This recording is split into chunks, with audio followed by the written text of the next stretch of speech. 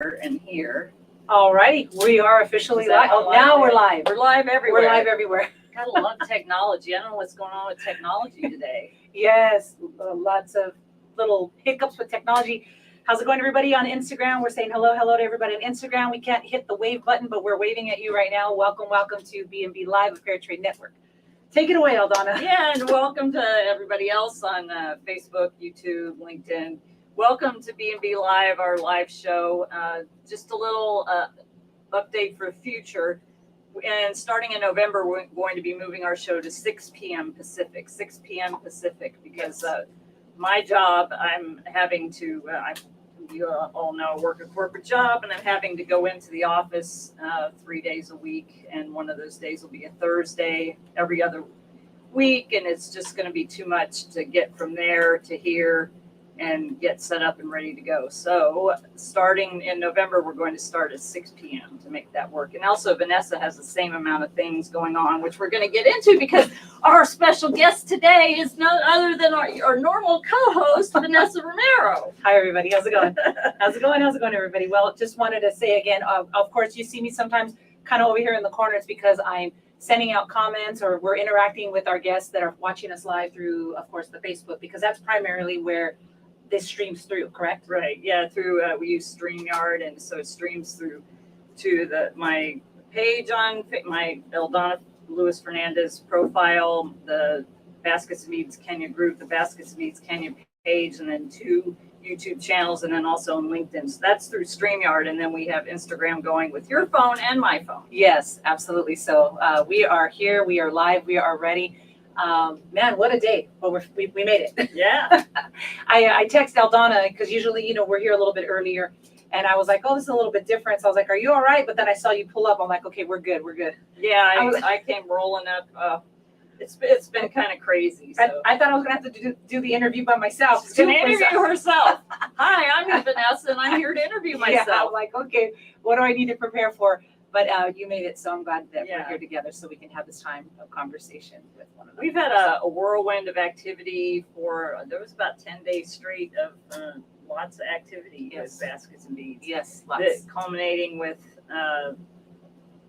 we had the Live to Free event last Thursday. That was fantastic. That was a great event, you guys.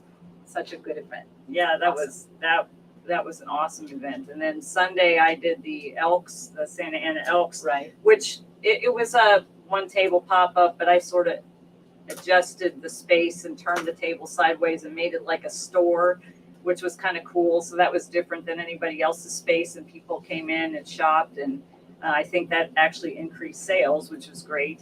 But the good thing about that is if I didn't have a car full of stuff, I could have walked there. It is so close to here. And that was great. So I just had to go over there and unload. But then I show up, and it's supposed to be noon to 4. And I show up about 11, a little before 11. I think it was 10:50. And the parking lot was packed. And I go in there, and everybody's set up. And I'm like, what's going on? Oh, we're used to starting at 11. I'm like, well, I didn't get the memo on that. But that was okay. I got it all set up and rolling, and so that was great. And then we've had some other events. We had the Irvine Global Village, and we had the trunk show here, and photo shoot, and all kinds of events. And the next event on Sunday is Pozole Sunday in Santa Ana. So if you are local, come on down to 4th Street in Santa Ana by the Alta Baja Market. We're going to be there. Set up with a table, a few vendors there. The Alta Baja Market, it has a lot of fair trade products, and they have great food there.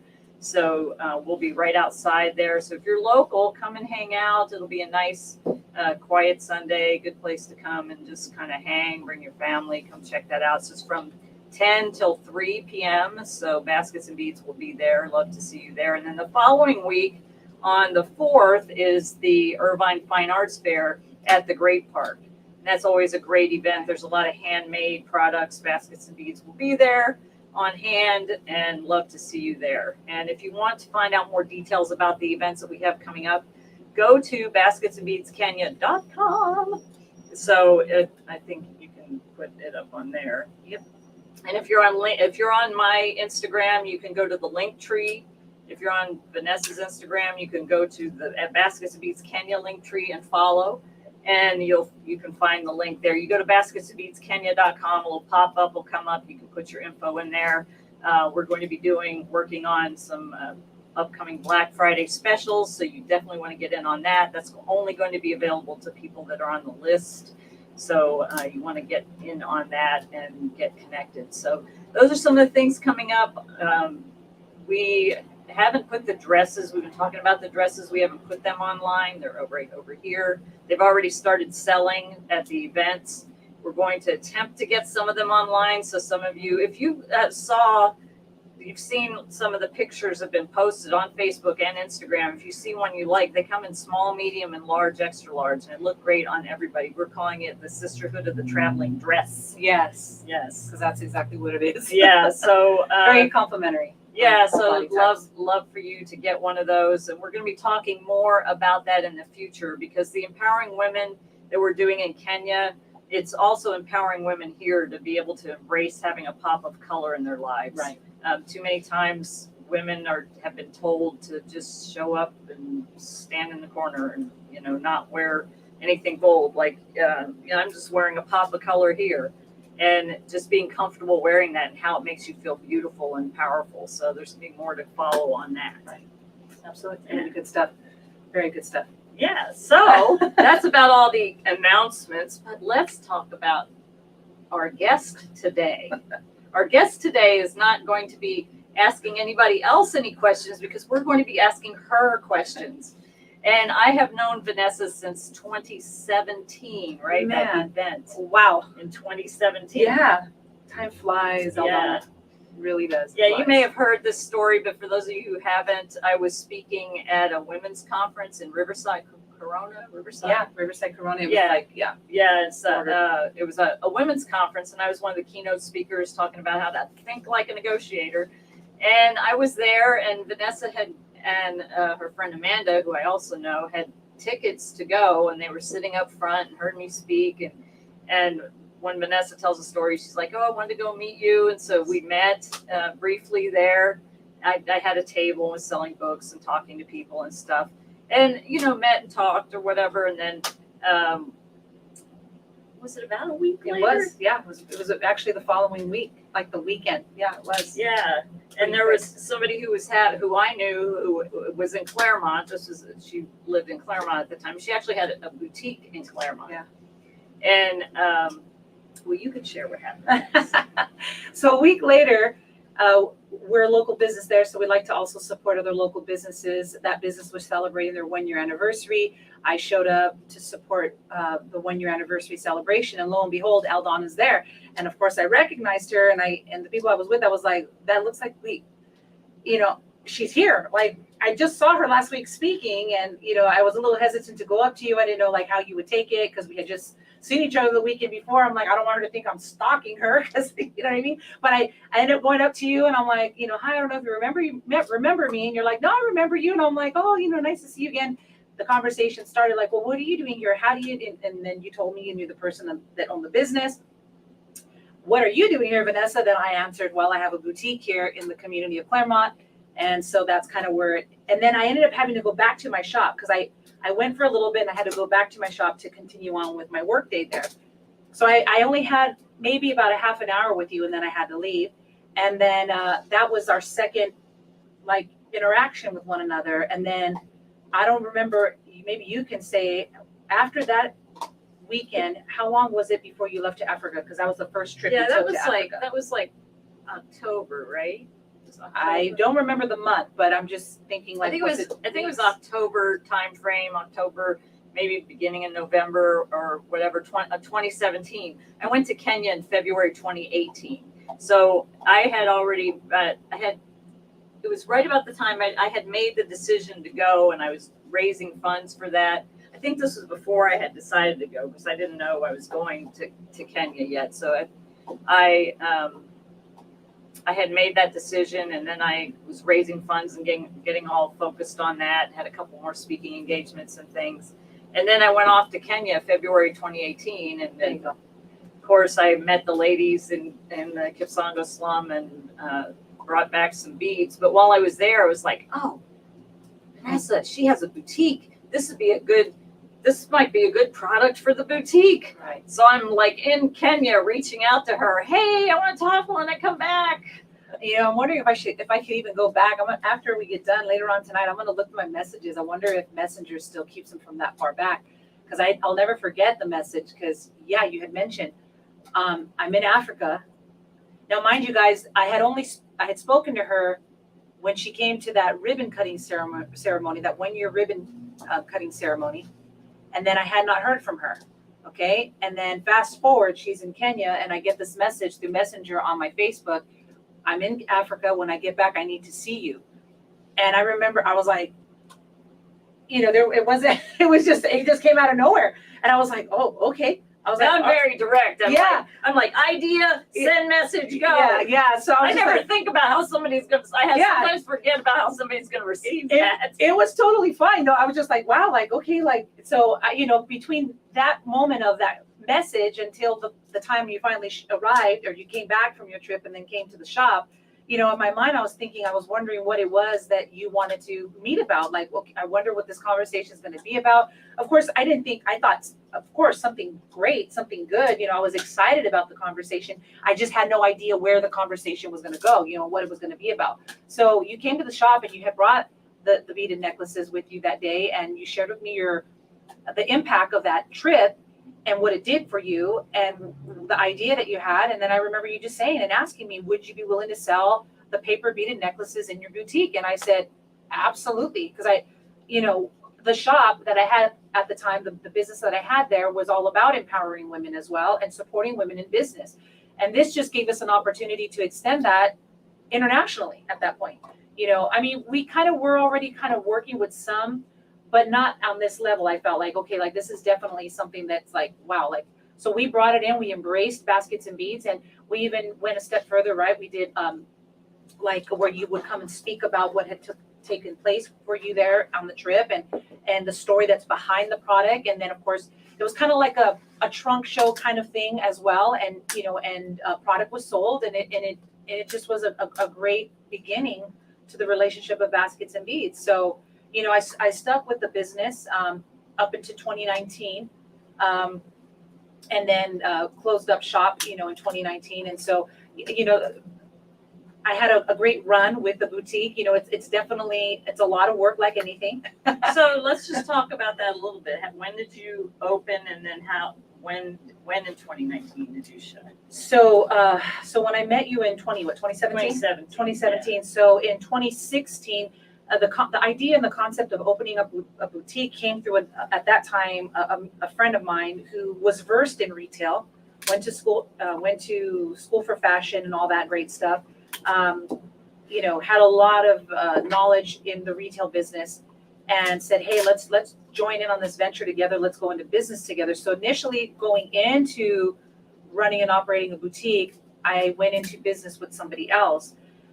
Ran that for about a year, and then just realized, though, in that process of being in business with her, that our business models were much different. And I felt at some point it was time for us to part ways, which we did. And then I continued to run with the concept of the boutique. I was given access to the physical building. The owner of the building really liked me a lot and was like, if you want to take another run at this retail thing, we want to offer the building to you. So then I went at it solo. I was 1 year in business with her, so in 2016 to 2017. So you met me right when, like, you were right transitioning from changing the name. Yes, the logo and all of that, and transitioning into going into business for myself as a retail, as a boutique. So from 2017, 2018, and then February, February of 2019. Which happened to be also the same month in which my father passed away, is when I ended up closing up shop. But you know, there's a lot of factors why it wasn't actually because of my father's passing or anything like that why I closed up, but there were a lot of other things that were actually like really, I'll just say that was a very collapsing kind of year in a way, but there was purpose in all of that too, you know? Yeah. And it was just better, it was wise for me at that moment to go ahead and close up shop. And then, you know, of course, the following year, 2020, is when the pandemic hit. So, you know, I kind of saw it going forward as a blessing in disguise. So, I just, Yeah, so- because you would have closed up anyway. yeah, Yeah. definitely. So 2019 is when I ended up closing up the business. And then there were a few other spiraling things that took place in my life. I mentioned my father passing, and then also in the same year, my grandmother passed away. And then also at the same time, I was married, and then my marriage ended up dissolving in that year as well. So there was a separation, and the whole process of embarking on a divorce and all that took place as well. So there was just a lot of loss, and from there was a season where I went into just restructuring my life as well. And that's kind of where we're going to segue into where Growing Through Concrete came from. Right, exactly. So share a little bit about that. So the concept of Growing Through Concrete came, so as all those things are happening, you mentioned Amanda, who's also another, close friend of mine, a sister friend of mine. And I like to call you ladies the pillars of my life, because you're included in that, of course. And there's a couple of other people, Amanda and Gina Farrar is another one, who's also another great friend of yours. But you ladies were definitely instrumental in my life as I was going through all of this process of like the loss. And then again, just kind of also redefining myself and coming out of everything that I had lost. Amanda's the one that actually planted those seeds or was instrumental with the concept of Growing Through Concrete, because she was saying, Vanessa, you need to share your story. There's power in your story, and people need to hear your story. They need to, and so she came up with the idea. You've ever heard of a one-woman show? And at that point I hadn't, and she's like, you should look into it. So I started to research it a little bit more, and I was like, I was then at that moment, I was faced with the decision: do I really want to share my story though? I don't know. I don't know if I want to do that. You know what I mean? Songwriting and singing was also going to be a part of that one woman show. And so, long story short, I ended up saying yes to the idea and started creating this one woman show concept. And then we ended up performing that. Our first show of the one woman show was done here in Santa Ana at a local spot in the downtown area called Chapter One. Yeah, Which- it was a great. yeah, I was there. It was You were great. there, yes. And so that was a very meaningful time for me. And Amanda even brought this to my attention. She's like, "Isn't it interesting how you're hosting your first show for the one woman show in a venue called Chapter One? This is the first chapter of your new beginnings, Vanessa." And I was like, "Oh man, I didn't think of it that way." That's pretty cool. It's kind of yeah. cool. You know what I mean? And that wasn't planned, by the way, you guys. It just kind of happened that way. And so, that was the launching of the one woman show. And since then, we've had the opportunity to share it, perform it in a couple of different venues. And of course, my goal is to continue to grow the concept of Growing Through Concrete and, take it more on the road and be able to perform it. So what it is, it's original monologue that I've written. In addition to that, it's original songs that I've written. And then I'm taking excerpts from those songs and I'm performing those songs through this one woman show and creating my full story with it. So, yeah. So what actually does Growing Through Concrete mean? What it symbolizes is being able to grow through even the toughest terrain. That life does find a way. That even when it feels like your life is so compacted with like cement, let's just say, it's a perfect example, heavy cement. You wouldn't think anything could come out of that because, it's not like soil or water, which is nutrients to life, right? It's hard.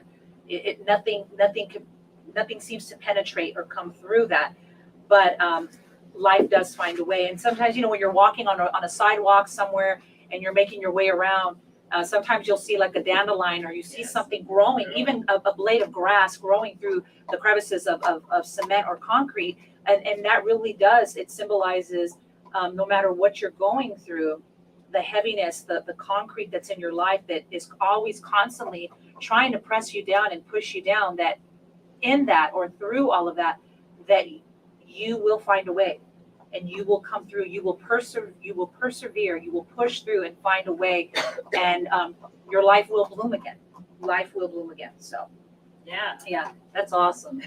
that's just incredible. So boutique owner to one woman show. And let's talk a little bit about, so I had the opportunity to be at a house concert that Vanessa put on, and she's an amazing artist and performer. She's written many of her own songs. She performed some and some covers as well that were just fabulous. it's like I always say, the Holy Spirit is on your voice. Oh, and thank it just you. goes out and touches people.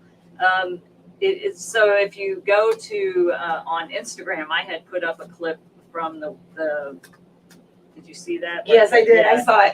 Because I was like, I'm going to take this and I'm going to put it up, and then, we're going to share it. Because so she was singing a clip that's on Instagram of one of her, it was a clip of one of the originals. And I've heard her sing it before, and it's just amazing. But share a little bit about how you got started singing. I mean, that goes way back to when you were a kid. Yeah, right? yeah, absolutely. So, like I tell people all the time when they ask me that question, and when I make the statement, when I say I've been singing and performing since I was 5 years old, I always like to tell people, I don't just mean like in my living room or in front of my mom and my dad. I mean actually on stage in front of people. When I say I've been performing and singing since I was 5 in front of audiences of people. So it's something that I've been doing that since I was a child. And just as I've gotten older, and even through my adolescence, just being very passionate and hungry about that. Really, that's my first love. Singing and songwriting, and being able to interpret the things that I'm writing and be able to perform that for others is really my passion. Like I love that like nothing else. And so, as a young girl though, like I was performing in school performances, for assemblies and things like that. And then of course, also one of the other things that was very helpful and beneficial to me was the fact that I pretty much grew up in church. And so having the opportunity to sing for specials and, different events or things that the church was hosting. And then they would, Vanessa, we would like you to sing. And so that kind of grew, and that opened up other doors for me to explore musically. And so, and then at one point I was traveling and singing a lot, and flying around the US or whatever, and singing for different events and conferences and conventions and things like that. And then I ended up at one point, well, this is really where my songwriting really started to kind of take off, because I ended up joining up with a really great group of musicians, extremely talented, way ahead of their years. I was a senior in high school, I want to say. Yeah, going from my junior year, getting ready to go into my senior year of high school. And I ended up collaborating with a group of young guys. Some of them were even younger than me. I think our youngest in our band was like an 8th grader, a 9th grader. Oh, wow. Yeah, when I say young, yeah, definitely. As a matter of fact, like we would gig. We were doing a lot of gigging, and we would gig a lot in the Hollywood area too as well. So we were down there on Sunset Boulevard. And I remember early on, because some of our members were underage, like we were being brought in and hired to go and perform at some of these like bar type club things, whatever. And so the bouncers, they were like, okay, well, you got underage people, like they would walk us in to the back door just to go up on the stage. Oh, wow. And the bouncer would literally be standing at the stage, like you cannot walk off that stage. As soon as you were done performing, you immediately have to leave the prop. Like they were, there was only 2 guys in our band at the time. I'll never forget this. It was a small season, but of this, but there were over 21. The rest of us were under 21. And our youngest was, I think, 16, 15 and a half, 16. Yeah, you can't be. Right. So, but we were there to perform because they were like, we really like your guys' music. Like they wanted to bring us in. And so we were doing gigs where, we're like, we would show up and they're like, okay, well, and they were very, very, which is fine. We get it. There's laws and stuff like that, but we were there to perform. And so anyways, we would do the gig and then we'd have to leave immediately. So we were gigging and doing a lot of really cool things. We did a lot of traveling. We even traveled out of the country. That was a lot of fun, having that experience as well. And then, as I got older, becoming an adult, had to level up a little bit and get a little bit more serious about what I wanted to do. And for a time being too, I ended up going into corporate America and kind of doing that for a little bit. And then at one point, I remember thinking, I feel like a trapped butterfly. I feel like I'm just like in a box and I'm trapped and I can't get out. And at the time, I was still with my ex-husband. We were married, and I remember having that conversation with him, and he was just like, what, if you're going to do this, you just need to do it. Like, let's just go for it. And so we jumped into the entrepreneur journey. And since then, I've never looked back, and I've pursued, my passions in creativity, which part of that is singing and performing and sharing my story through song. And there's still a lot more that I want to write and say, and a lot more, there's more performance in me that I need to get out a lot more. There's more expression that I need to get out. So I know that I'm just beginning again. Yeah. So I think it's always about like growing and changing, because I know like in you probably see it, some of you may see Indigo in the shot. yep. I brought her here with her little bone, but yeah, I'm talking about you. Just lay down on the ground. She does not like to. She didn't want to be over there. So our go over there. She just doesn't like to be alone, so she keeps coming back over here. But she has a bone to chew on. But I think about when I kind of say my restart was in 2005 when I told my story about when I kind of hit my bottom and really did a lot of work on myself to heal a lot of the traumas. And I think that even though I've reached there's a lot of that I've healed from, and I can talk about it and it doesn't affect me anymore. But still, you still keep going and growing. Mm-hmm. Yes, that was 2005, and I still, like, somebody will say something or I'll experience something. I'm like, oh wow, I never thought about that. So then that little part of me that I kind of didn't think about, it opens up a new thing, and you just keep growing and healing. It enables you to be able to share more with others. And I couldn't fully understand it until I began to experience it for myself. Because again, when I was approached about the one woman show and doing this, when Amanda brought this to my attention, I wrestled and I struggled with like wanting to share my story, because, it puts you in a vulnerable place where you're just like, ooh, like, do I really want to put that out there? But, as the more I share it, the more I talk about it, the more healing I also experience with it. You know what I mean? And I want to encourage the viewers that are watching right now that, like, if you feel, and of course, speaking, how do I say this? Speaking your story with taste and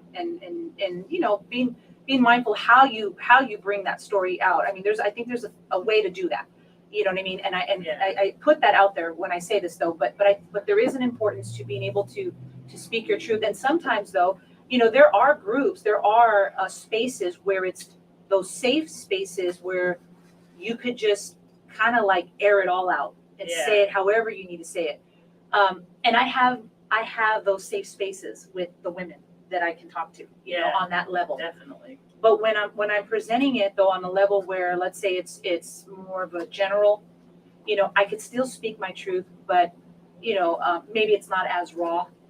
You have to like, I had to learn. I learned that the hard way, because like I would be really raw, and I'm like, oh wait, I need to learn that everybody can't handle this, because I have a lifetime of chronic trauma that I've experienced myself. Right. But when I share about it with an audience, I'll share depending on the audience who it is. Like if it is a group of women who've been through something like I've been through, I can get deeper and more raw. But if it's a general audience, I might just not be as deep with it.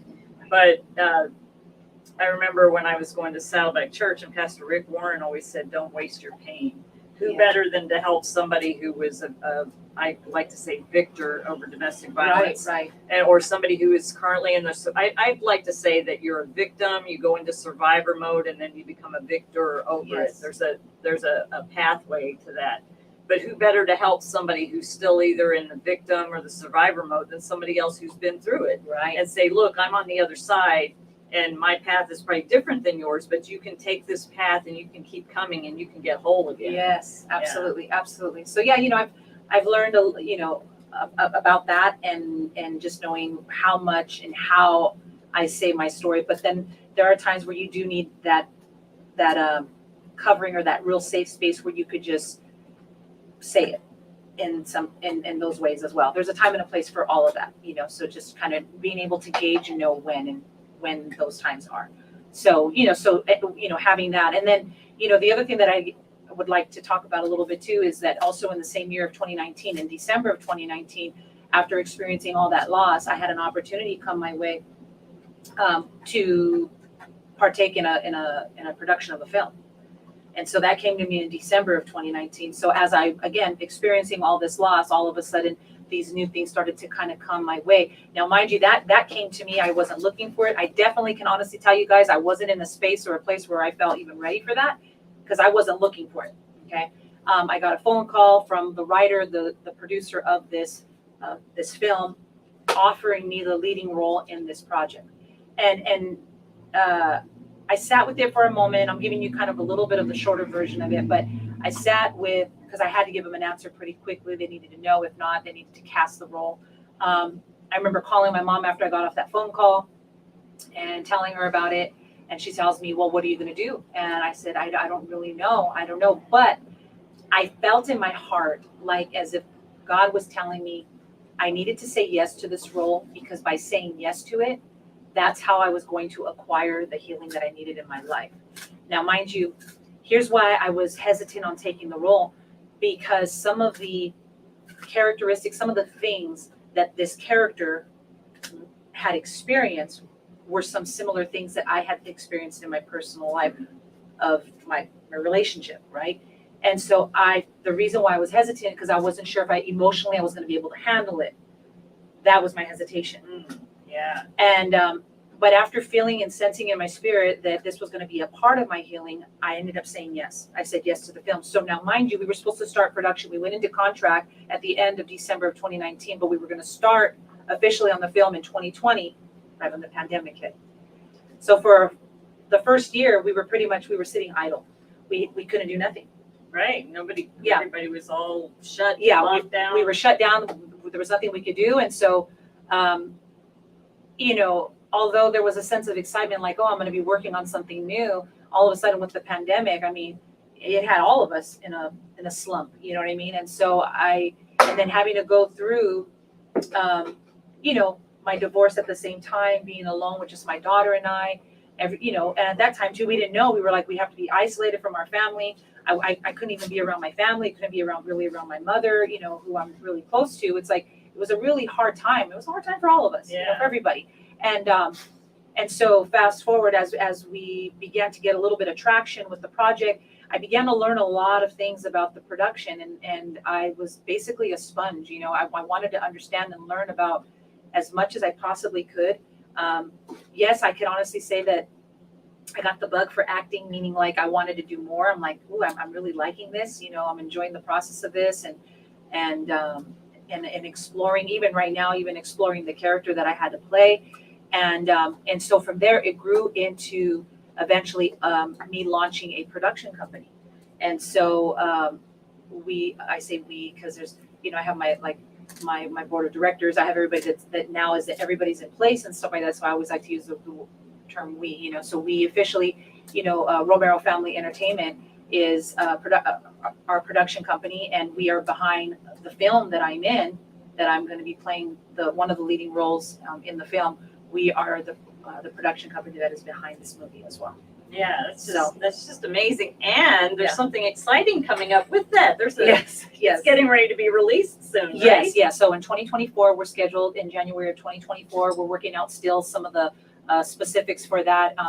We're not yet at liberty to say the date or anything like that just yet, but we are working on that. But 2024 January is when we are going to be releasing the film. That is going to be when we launch our first premiere for the film. Share a little bit about what you can about the film itself. So the film is it is a true story.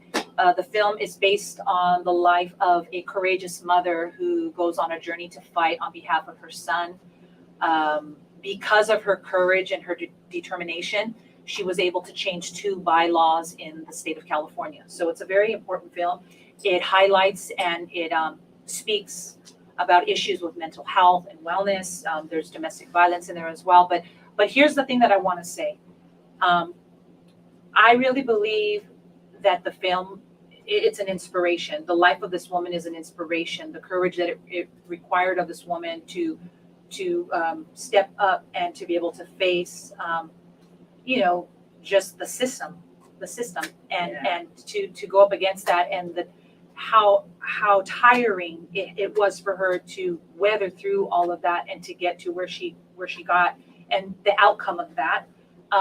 And also the other thing, as a production, I knew, and I know even now, that the types of projects that we want to take on, the work that we want to take on, is work that is thought-provoking. Like, there's real thought into it, and there's real meaning and substance to the stories. And so this is definitely one of those projects that we're very proud to be behind, and to say that, we had some part to do with it.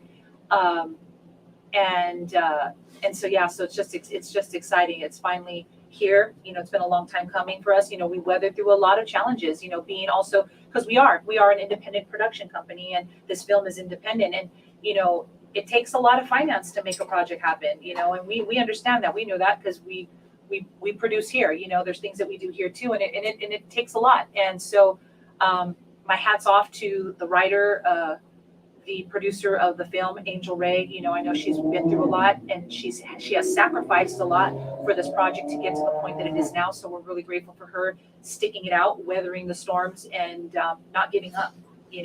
And the rest of the team, the rest of the crew, everybody that has just been a part of it, just incredible people to be working with. So yeah. Yeah, I'm excited. I'm excited for what's to come with that. So Yeah. It's so awesome to hear. Okay. Whoops. Come here. Indigo. Go chew on your bone. Bringing this little crazy pause. Indigo, do you want to be interviewed? Is that it? You're coming to be interviewed? I will share that. So my veterans group meets every week, and we have our annual Fajita Fest, and we were blessed to have Vanessa perform at the event. Everybody was so excited to have her there. I feel so grateful and blessed to have you as the creative director for Baskets and Beads, because you brought so much to that.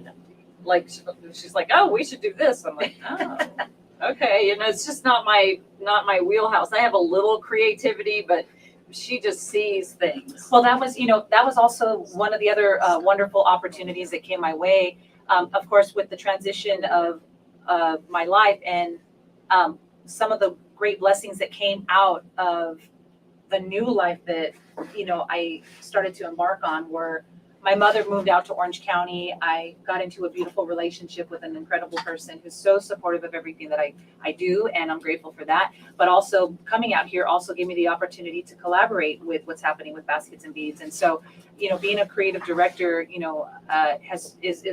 it's one of the things that I love to do as well. And so,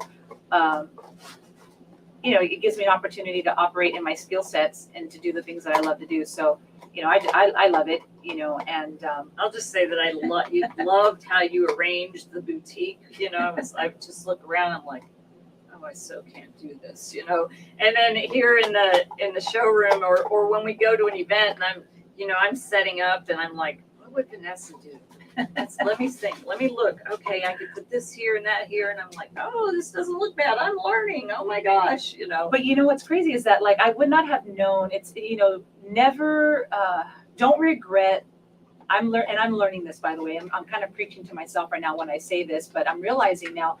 Don't regret the avenues in which your journey takes, because you just never know. Like, I would not have known my ability as a creative in that way of, like, setting up space and things. I would not have known that had I not said yes to the opportunity of opening up a shop and having a boutique. You know what I mean? I didn't realize that I had a knack for it until I was in the situation of, like, okay, like, we got to put this stuff somewhere. We got to make sense of all this product. And I remember people would come into the shop. I'm not even kidding. I'm just sharing with you, like, what the feedback that was coming back to me. And I'm like, oh, wow, I guess I have something with this. But, like, I would have people come into the boutique and ask me, who does your display work here? And I'm like, I do. And they're like, what school did you go to? Like, they're already expecting that I went to some type of school for merchandise and all this stuff, for setting things up and all. And I'm like, I didn't go to school for it. And they're like, what? Like, yeah, that's just an amazing gift. And all the newer photography, it's Vanessa sitting up here in the studio and doing all this creativity with moving things around and the color and the lighting and stuff. And of course, more to come with some of the other products that we still have to photograph, because we're getting more and more products in. By the way, I think tomorrow Layla's going to get the Christmas trees and ornaments. So we'll be getting Christmas stuff. Yeah, so we'll be getting some more Christmas stuff, some of the little nativity sets, and Beautiful. And so I'm excited for that. Definitely. So, and we still have to set up the space at Fairtrade Long Beach for Christmas. Right. And so there'll be things there, and there'll be things here if you want to come and do a trunk show here, if you want to do a video call, or it'll be on the website too. We're gonna have enough to where put it on the website because last year was selling out of those trees so Yeah, fast so they quick. couldn't even get any up on the website Yep. for anybody to enjoy. Yeah, this time we'll be able to get them up on the Yeah. website, but hopefully they won't sell out before we can get them. Because I know once they're on the website, people are gonna wanna buy them there as Yeah. well too. I always tell you all the time, some of my best models is the merchandise. I love the merchandise because the merchandise doesn't talk back. It doesn't have any problems doing whatever I need it to do. It's like, it holds its pose, everything is good to go. But, I said that all in fun as well. But, it's been such a joy. It's been a great experience. And I would like to say to you guys before you guys all sign off or whatever, I just want to encourage you guys that wherever you're at in your journey, just know that there's a purpose. There's a purpose for the things that are, because there were times where I was just in the wave of life and the waves of things, and I'm just like, what the heck am I doing? Like, and there still have been times where I felt like that, where I'm just like, man, like am I just spinning my wheels or whatever, what's going on? Yeah. We've met with some struggles in Kenya, and it's like, okay, I don't understand, and there's reasons for it. I went to take a break last weekend and went down to see my friend Val and Stephanie. Val took my photographs. I actually just put one up. You probably saw the picture with the pier. I was under the pier. It's such a cool picture. That just the way he did that. And I have so many more to put up, but I just haven't had an opportunity. But I went and hung out with them, just thinking I was going to go hang out with them. But then some more things were revealed of an avenue to expand baskets and beads further, which I alluded to at the beginning about the Empowering Women Here thing by adding a pop of color to your life. So there's going to be more coming on that because, like I said, there's been so much. You gotta just. I I was at this event and I took a picture and I looked and I'm just looking around at all the women at this event, and most of them were just dark colors. And I wear black sometimes, but I have a pop of color with it. But not everybody is meant to wear black or dark colors. You look good in it. I mean, some of us can all look good in it, but not everybody's meant to wear that all the time. And women have been told too much that you need to hide. There was a husband that this lady was shopping for a necklace and she really loved it, and he's like, oh, that's too much. And he was really nasty to her, and I'm like, why is that? I wanted to say, why is that too much? Yeah. What makes you think that's too much? You can't show up. I'll say for me, 23 years in military uniform, could not wear a necklace in uniform, you could wear a certain kind of plain bracelet, plain earrings. Had to have your hair. Now it's a little different with the hair, but you had to have your hair up, back, and up, pulled off your collar. Couldn't go below the bottom of the collar. So I just kind of had it up. Makeup had to be subdued. You could a French manicure was considered 2 colors. Oh, okay, gotcha. At one time. So just a clear coat. Yeah. That's it. And then they changed it while I was active duty, but you could. At the beginning, you could only carry like one kind of purse. They had a purse. It was an issue purse. You could only carry that. And your heels could be no more than 2.5 inches. Your skirt had to be, first it was 2 inches above or below the knee, then it was center knee. So I'm going into a lot of detail, but we had such strict regulations that when I got out of the military, the whole, I probably stuck with you. Yeah. It's something that was ingrained in you because that's what you had to wear. I remember, so I went to an image consultant probably my first year out of the military because I was like, I have no clue what to wear. I wore blue and camouflage for 23 years. I thought wearing floral prints was girly, and really that's the furthest thing I should wear. And then certain colors didn't look good on me, and I didn't know anything about all that. And I learned from 2 different image consultants what looked good on me and things like that. And people attempted to get me to let my hair go white for a long time, and I refused. But I remember I was at an event and I had this bold outfit on. I got to where I was wearing bold colors, blue. If you ever see me speak, I'm always speaking in blue. That's my speaking, my leadership color. And I was wearing this cool jacket and a skirt, and the jacket was blue. And I had a little necklace on. And this lady had this big necklace, handmade, beautiful. And she's like, oh, this would look good with that outfit. And I put it on, and I was like, whoa. Because to me, it was big. It was big. It was like, and everybody that walked by was like, oh, my gosh, that looks amazing. So I took their opinion and put the little necklace away. I think it was just a little black string of black beads or something. This is before I went to Kenya. I don't wear anything but baskets and beads now because, you know, kind of have to wear the product, so, which I don't mind because there's all kinds of different things. But that was like my first step into wearing something bold. And the more I did that, and the more risks I took with that, the more powerful I felt. Right. And that's like, all these beautiful things. There's some of them like this is just a pop of color, but they're bigger necklaces that are really bright, and it just makes you feel like, yeah, I'm here. Notice me, kind of thing. Instead of I'm gonna take this off, and I'm just gonna sit here. Let me just hide. Okay, my hair's sticking out, but you know, so that's something that came about the next step for baskets and beads. It's about empowering you. We're empowering women in Kenya, but this is an empowerment piece for you as well. All the jewelry we have. Absolutely, definitely. Yeah. So I mean, you know, that's been a great conversation as we've been kind of like Flushing it out. Yeah, really just kind of making sense of it and really how we want to be able to present that and be able to articulate that to women as well, you know, because it's beautiful when you could see, I mean, I know knowing the stories of the women in Kenya already, how this has benefited them and how it's doing something to their spirits as women as well. It's just beautiful to see because it's something that's happening on the inside, and then it's a reflection on the outside too. So it's both, it's body, mind, and spirit. It's all of it, I think, you know. And I think that's going to be, we need to continue to have that conversation to really make sense of it so that we can present all of this great stuff to you guys. More is coming. Yes, I will add for Vanessa, so she is doing house concerts. If you are local and would like to book her for a house concert, where can they contact you? Yes. So you're definitely going to want to go over to my Instagram, and I can see that some of you guys are on there live right now. You guys are watching and you're listening in on this. You guys can just direct message me.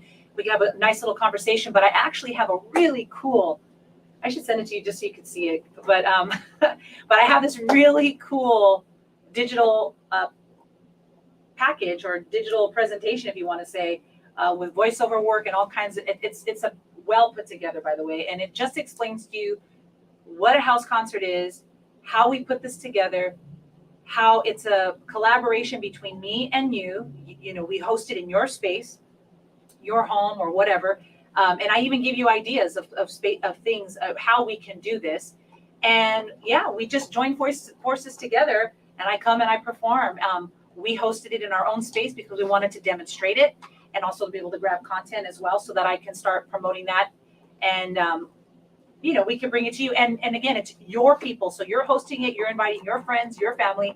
You're not inviting complete strangers to your space. I'm not going to invite people over to your home or anything like that. It's you inviting people you know to your space, people you feel comfortable with. And yeah, it's just a beautiful night. So we did that at our home, and we had family and friends. You were there with us, Eldonna, my dear friend here. And so we had a great time. We had a little charcuterie board type stuff going on. We had beverages. We had a small little area for desserts and stuff like that. We had coffee and all kinds. It was great. We had a great time. So if that's something that you're interested in doing, just direct message me on my Vanessa_Rising Instagram page, or you can find me on Facebook as well. The same. And we can have a conversation, and I would love to send you that digital information so they can know more. Okay. See, my secret plan one day is to get her to go to Kenya with me and sing to the ladies, but I'm not saying that too loud so she doesn't hear me. Yeah, I know. When we had the conversation with the ladies in Africa, they said they definitely would want me to come and visit for sure. So to go hang out with the ladies and see the zebras and the giraffes and everything else too. Monkeys. Yes. Yeah. Ride on a motorcycle and go on great adventures with you. Go to the farm. Yes. Pick potatoes. Yeah, I think potatoes cabbage are going to be harvested soon. So I need to post something about the farm. Also, our kids have just ended school for the year. They have this is their long break going through Christmas, and then they start back up in January again. So if you're interested in finding out about when we start back up, right now a couple of our kids, we're providing a little bit of food for the people that are caring for them, our 2 street kids. And, you know, they might need a few things here and there. So always good to have donations. But if you'd like to be part of the Educating Children Fund, And when we get going again next year, all these kids are in high school, costs about $1,000 a year per kid. Would love for you to, pick a kid, maybe decide that you'd like to sponsor them or sponsor half of their, or just a portion of their school fee. And we can actually kind of do a little connection so you can meet them and get pictures with them, pictures of them. And perhaps even we might be able to do a live with them so you can get to talk to them and see what their dreams are. They all have dreams to either be in the medical field, like Aloys still wants to be an engineer. It was interesting, Aloys's school, and get this, the kids went on strike. The kids went on strike? Kids went on strike. Against the school or Yeah. against what though? Okay. I'm like, Yeah. wait, they went on strike? So then there were some other problems because there's two different tribes that are working in the staff, and they finally put their foot down, like, you're coming back on, because they had to leave school because it got chaotic. You're coming back on this day. No parents need to call. The kids just need to show up. School's in session. That's it. I'm like, oh, that was good. So they managed to finish school, and at the end they do their exams, and that determines whether or not they're going to pass to the next grade. So Aloys is going to be in Form 3, which is his junior year next year. Okay. So, and Sulumu's going to be Form 2. Daisy, I have to find out about her. She graduated, so she's going to wants to go to a trade school to do nursing. Awesome. So she made it through Yes. school, and Some- that's Some incredible stories of Yeah. like, these are stories, and we want more of these stories, yeah. right? And in order to do that, we need the support in various ways, whether it's direct sponsorship, right? Of course, and then the product we have here as Yeah, well. when more product sells, that they're able to pay for their Right. school fees. But the high school is so expensive. Even Kenyans that make a decent amount, it's still a struggle for them. I can't even imagine. $1,000 a year would be a struggle for some families here. So, and their median income is less than $300 a month. So it's Jeez. ridiculous Wow. to think that $1,000 is what it costs for a kid to go to school. And that's uniform, school fees, supplies, activities, books, all of that. They all wear uniforms, and they go year round. And then there's the things with the breaks that we help support as well. So more to follow on that as we, with the year's winding down. They've just left school, but before you know it, it'll be January and they'll be starting again. Yeah. As well. Well, I appreciate you taking some time to talk to me. I mean, when you told me on the week, I was like, what? You want to? Yes, of course. Everybody's like, oh, this is Vanessa. She's a creative director, but she does so much more. And I am just so grateful, like I said, to have you as part of Baskets of Beads. I could not do this without you. Oh, well, it's been a fun journey. I'm enjoying it. And I love knowing that, again, it's empowering women here and empowering women internationally as well. And I love that. I realize that there's a common thread with everything that I'm connected to. It's all about inspiring and empowering other women and realizing that we are a community, and when we can help one another, we can collaborate and we can connect with one another, we can help one another, we bring our brains together, we can accomplish a lot. A lot. And you definitely, you have your wheelhouse, you have your skill sets, but there are things that you do that I'm just like, to me, I'm like, I don't have the patience for it, or I'm like, it's not what I do, and that's okay, but it's what you do. And again, when we're working together and you're doing your part and I'm doing my part, it just works. It just works and it flows. And it flows, exactly, and it's beautiful. So I love that. And I think that's the other thing I want to leave with you that are watching. I could tell that there's a lot of women that have been watching and are chiming in on the Instagram, but that's the thing I want to share with you, is that we have to see the importance of coming together and working together as a team, as a community of women together. We can't get caught up in the nonsense, the bickering, the feeling like you need to be in competition with someone. There is only one you. You are unique to who you are, what you do, what you're about. You be that, and be confident in that. And also understand, again, there is so much more we can do and we can accomplish when we do come together and work together as a team. We are a gigantic sisterhood. Yeah, and I'll say something more about that, because there are so many women stepping on each other, and there's no reason than that for that. And you think about, I'm a faith-based type person, so I think that everything has a faith component to it, and there is evil out there that especially wants to take women down. Yes. I mean, the devil, Satan, whoever you want to call him, is out to get women. And if women can be pitted against each other, that destroys everything, because all life comes from us. So Yes.